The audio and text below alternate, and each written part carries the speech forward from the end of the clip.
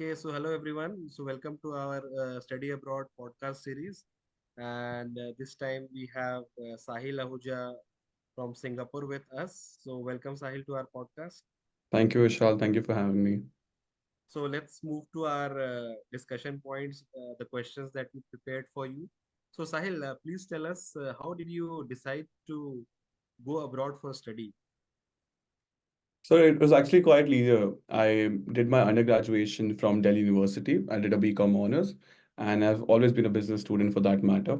But to add like a professional and a practical perspective to my studies and also the international exposure, that's how the decision of going to abroad came along. But also just making it sure like you apply for the top tier ones, and that's how all the things came into place. I had a very specific criteria.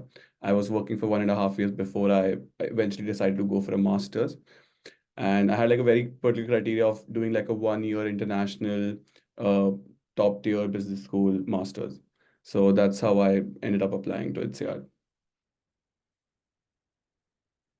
And did you apply to other colleges as well apart from INSEAD? Yes, again, as I told you, so considering there are a lot of programs outside and they have different kind of functions to it and a lot of characteristics to it.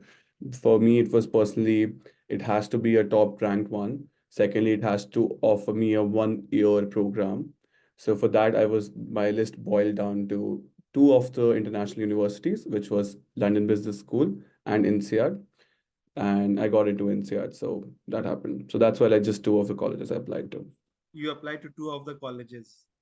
And then you chose INSEAD, or the result of INSEAD came first. Yes. Is that how it Okay. went? Yeah. Okay, sure, sure. And how was the whole application process? You had to probably submit some documents for the application of that. Let's say London Business School versus INSEAD. What were the documents like? Common, uncommon? So the common thing is ultimately they're trying to judge the same set of things. So it's just first part is just your personal information, what you have, what do you do, who you are. Second part comes where they try to assess your skills and your education qualification. They go towards your transcripts. And then also there's a part of where you express your own story. So INSEAD has this criteria of like you have to submit like mini essays of like 6 to 7 mini essays according to separate questions that they had, and LBS had like a 1 page or a kind of an LOR. There's a one kind of like SOP, like statement of purpose. Why do you want to join the college, and what do you bring in for the school itself, and what are your future plans, and why do you think you're gonna fit in? And then there's come a third segment, which is like a reference check, where they go towards a reference or something like an LOR from your people you have worked with in the past or your professors if you come directly from your undergraduation. So this is the majorly three parts of an application that you have to submit. It's pretty straightforward. You can go check the websites. You can find all the relevant information and material there. So yeah, pretty straightforward. Sure, sure, sure. And you had to get some reference letter, recommendation letter from people. Whom did you choose for that? Exactly. So I personally chose one professional, one personal, because I had been working for 1 year before I applied. And if someone is coming directly from their undergraduate studies, then they can go for two educational reference itself. But someone who has been working for a longer time, let's say for 2 3 years, if they go for an MBA, then they go towards both the professional ones. And usually the people who you have worked closely with works best in this case. So it not necessarily like if you go to your CEO of the company and get it from the director, it would make any big difference. But the max difference it will make is when it is from a person who you have worked very closely with and who knows you, and they can express the impact that you create in an environment, and you can share the same story with people like to INSEAD, to the admission committee, and convince them for your admission. So So I you personally planned got for on this. for it. You planned for this MIM back in your undergrad only. I will work for like 1 or 2 years and then I'll apply for like some kind of MBA program abroad. Or you changed your mind like while working or like after working 1 year. What was that point of time when you decided that you should go abroad? So actually, for me, going directly after undergraduation was not an option. I didn't want to do that. That was like a personal preference where people usually do like go after their bachelor's or a master's. But considering master's as a degree, be it MBA or MIM, it's something, it's very case study based. It's very, if unless you have experienced the environment of business, you won't be able to get relate very much to it. It will be just theory for you. It's a very practical degree, very discussion based and very case based degree. So it's necessary for you to have the professional exposure. Now, if we compare masters in management and MBA for myself, I didn't want to wait for 5 years to get like a good practical hands-on education. I wanted to jumpstart it by knowing the best managerial practices as I pursue my career. So it was a idea to just take this 1 year for myself to actually gain all those knowledge to then eventually go back and start working again. So for me, it was like to move from more intuitive kind of business practices to more scientific based, such through a research business school as INSEAD it is. Yeah. Sure. And you went to the Fontainebleau campus first and then came to Singapore, right? Yes. And so, how was this visa and passport visa and the other documents, immigration documents that you need? How was that process? Did the college help you? You had to do by yourself? What was the percentage like where No, each other so helped? for INSEAD, it's very, very easy. Even for getting financing, if you go towards a loan from a private bank in India itself, or if you go to the visa process. So INSEAD is a top tier business school. It's like ranked second globally. And the committee there have been doing this work like throughout like for years now. And they do it like for let's say 500 to 700 students twice a year. So usually they have like MBA takens on in January as well as in July. For them, like it's a continuous process. It's very much an operation. They have these documents ready for you at right time. They'll tell you what to do, how to do it. So it's pretty straightforward. And plus, again, as I told you, the embassies, everyone is aware of it because of the persona that inside holds. So it was quite easy for that matter. Yeah. Okay. You had to give any interview or something for the visa, or it was all document based? It there is like an educational interview, which just is nothing different than your, like if you apply for INSEAD, you would have already given like much tougher interviews. So that would be just like a 5 minutes conversation with that like the visa officer to just verify your details and like yeah, just to legitimize everything. So I think you said you studied in Delhi initially, and then you moved to, let's say, France, Fontainebleau, and then you moved to Singapore. Yeah. So, and you worked in Delhi also? Yes, I did work in Delhi. Okay, so Delhi, France, Singapore, let's say. Yeah. How was these three places comparing to each other in terms of the lifestyle, the education, and your own experience, your perspective? No, it's completely different. So, first of all, comparing like in Delhi, I studied as well as I did my undergraduate, and as well as worked as well as got my degree, and France and Singapore. So in France, we are in this like small town in south of Paris, so it's very community based. Like you have all the INSEAD people around. Plus also the way do you live in Europe, you get to live with the locals, interact with them. There's always a language barrier to go about it, but it's a new experience. You learn their way of living, which is quite different from Delhi, and Singapore has been different than France. So all the three geographies, they're very distinct in the way they live, they enjoy their culture, and what they have to offer. So it has been like a journey. It has been really fun to indulge into all the different kind of things. Ultimately, it comes down to people, and if you talk to them, you'll have fun. Like and you'll see a lot of similarities between them and how they just care about their families and the society and how do they enjoy it. It's all about good food, music. So it's been pretty wholesome, to be very honest.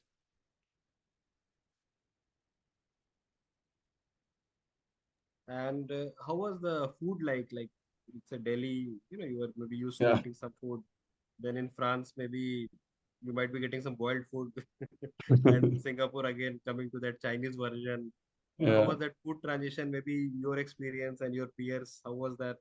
Any Uh, complaints, any adjustment you had to make? No, no, it was actually very chaotic for people who are vegetarians. So considering Singapore and France, they're both very meat-based and seafood-based cuisine that they have. And it's not very easy to find veg food, especially in France. Like even if you have to go for a dessert, it's egg-based. So for people who are vegetarians, it was quite like it was restricted. They could not explore a lot more about the food that they have to offer. They have to stick to, very specific kind of food that they can eat. In Singapore, it's easy to find Indian food. Like you have like Little India right there. If you go there, it's just like CP in Delhi. Or like it's like a Chandni Chowk market. So it's very local feel. Like in like Singapore, it's very easy to find Indian food, good Indian food. That's not a problem, or vegetarian food in itself. But France was a bit of struggle for people who are vegetarian.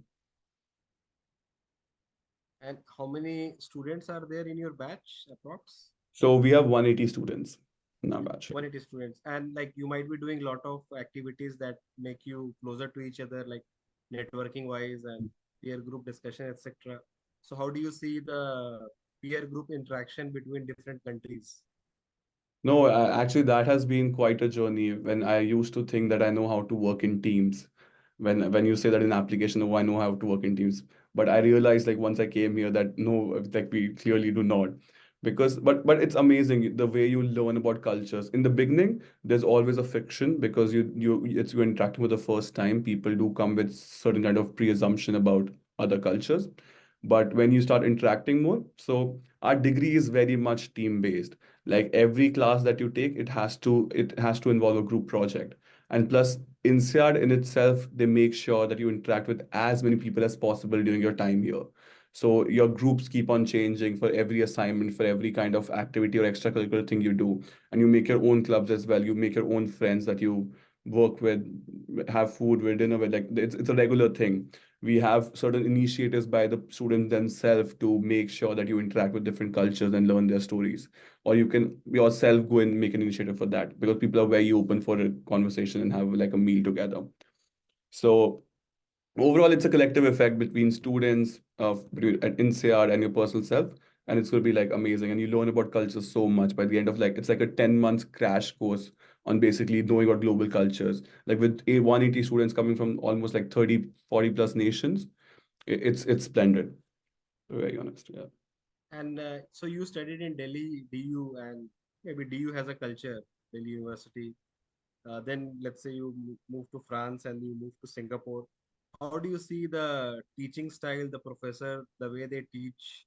Maybe there is a scope of proxy attendance or something, or how does those go? Like, how do you know, what kind of cultural differences do you see in the education standards? So I think DO may not be the right standard for, let's say, a private education in India. Like considering there are a lot of universities with like specific 75% attendance for like unless you fail. But DU has been like for me, it was pretty chill. I had like 5% attendance just going for the exams, and I was in college every day, but or for society work and doing different kind of things with the department, but not specifically just attending the class. But here it was much more hands-on. Like, so we have a policy of 100% attendance.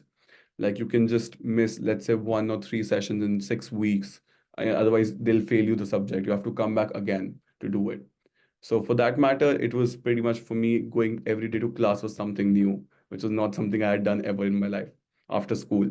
So in that terms, the and teaching style in itself was pretty practical, case study based, research based, considering INSEAD is one of the global leaders for research and they write cases for different business schools. So INSEAD has its own business cases that almost every university in the world may adapt to and they teach. Like even the biggest colleges in India itself, they also might teach INSEAD case and Harvard cases. So for that matter, it was pretty much just being very close to where it all begins and how the scientific thinking works. Because the professors are the one who I have written their own cases that is globally accepted. So in that terms, the classes were pretty interesting. And what about the MBA versus MIM? You have like, I think both are 10 months only. Mhm. And as far as I know, some of your classes are common also, right? Yes, yes. So what are those classes which are common and like, so that interaction would be maybe a next level interaction where you are like 1 or 2 year experience or 0 year experience versus few years of experience, 4 or 5 years of experience, and the way the professor deal with that. How do you see that interaction as a learning exercise? No, so it's been amazing considering we have like similar professors with MBAs and MIMS. We do the same cases. Sometimes we share the same exam notes, like if we're going for the exam. So if we go sometimes of a similar subject. But majorly, so the difference comes where the MBAs are taught a lot of like soft science of management, which is revolves around organizational behavior and leadership, considering the roles that they will take up once they graduate. It's towards mid-senior managerial roles. So it goes more around how to make people work and how to make like a collective winning thinking in the organization. While for us, it's we are in the beginning, so we go a bit what more technical as well, because we don't know all of this. Like we go towards more strategic, like how to do operations or finance, because but they have already done it, so it's not much of a part for them. It was much more about how to handle people and how to become a leader. So that's where the difference comes between the two kind of studies. And the subject commonality come into place in which the new developments are happening in the managerial sciences. So in that case, you have a common subject which is like, okay, this is something that both should be doing. So something like a how to do like a modernized strategy. So that's something which will be common, or like how to work. So like applied corporate finance, so with the developments happening, let's say PVC, which is a very upcoming sector for it's new for everyone. In India, especially, it's very nascent and very growing. So in that case, you have very common lectures where it has to be taught to both the level of students. And what are your future goals like? So personally, I want to come back to India and re-enter the startup ecosystem. Eventually, I would want to enter the investment side of it, which is VC. So that's the plan. I would love to work in operator roles as well. And yeah, so let's see how it works out to be. And how is the placement scenario at INSEAD? Like what kind of help they provide, or probably not much help as a placement? Like in India, most Yeah, colleges have a placement yeah, agency. They work like a mm. employment exchange pretty much Yeah, I know. No, as it's a combo insane. offer. Yeah. So personally, I used to work in the education sector. So when I used to work for the edtech startup in Delhi, I was very much closely working with business schools in India. So the way the hand holding and the spoon feeding it is done, considering with just sheer number of people out there, like college has to step in to make sure of the reputation that they have and actually get results out of it. For INSEAD and even like any business school abroad, it is much more on you. Like you are the one doing 70% of the work. So you have the brand name with you when you go to organization, they recognize you. From CDC side, you get to know about companies. They organize talks for you to network and make sure you're up to date with what's happening and what are the deadlines. But then ultimately it comes to you. Like you are the one applying, you are the one doing everything. Again, but they have like professional help, like career coaches for you to consult to. You have your peer groups that you can practice interviewing with.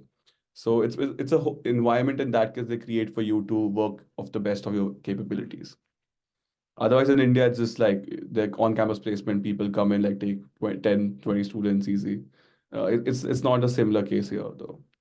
So was that a shock to you, or was that you were already prepared for that? Okay, here I'll be, hunting the jobs by myself, whereas in India, let's say, it was more like a part of the whole deal itself.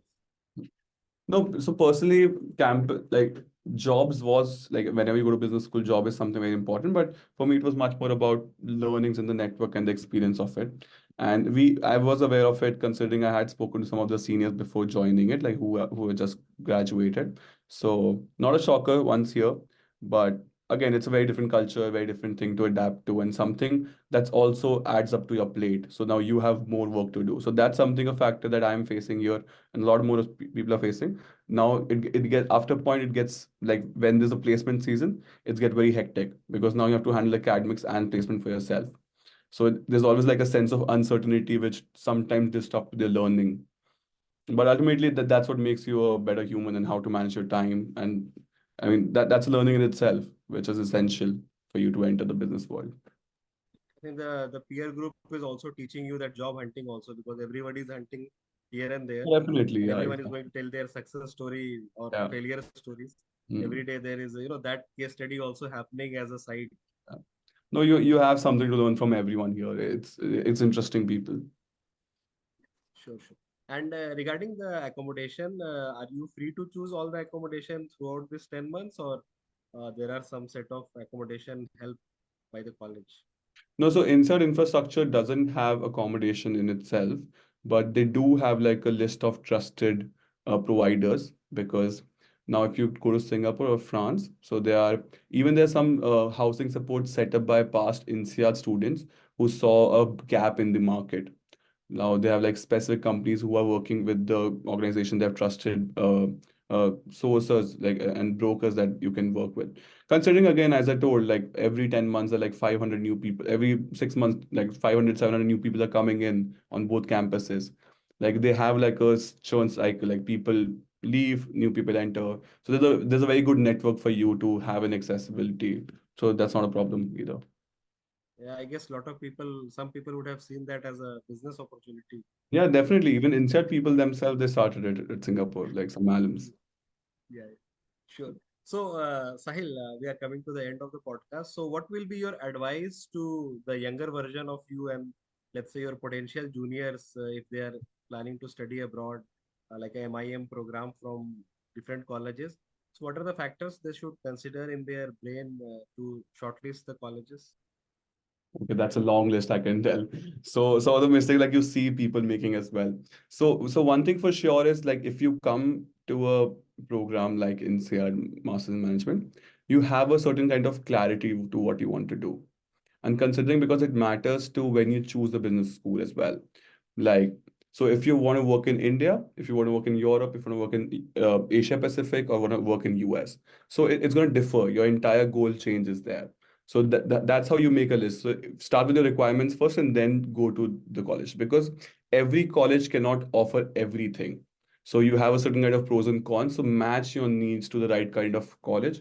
Talk to people, they're very open to them, network about it. uh, just be sure that when you enter, it's something that matches your need because unless after it, you will regret it. So this is not the goal. Getting into a good college is not a goal. Ultimately, it's about what you do after that, what matters. And this is just an assistant for you. So unless you find the right assistance, your end goal would not be achieved. And secondly, it's a very hands-on, very practical degree. So it's better to have certain kind of work experience before you come in because it's very discussion based. Like you get what you add to the degree.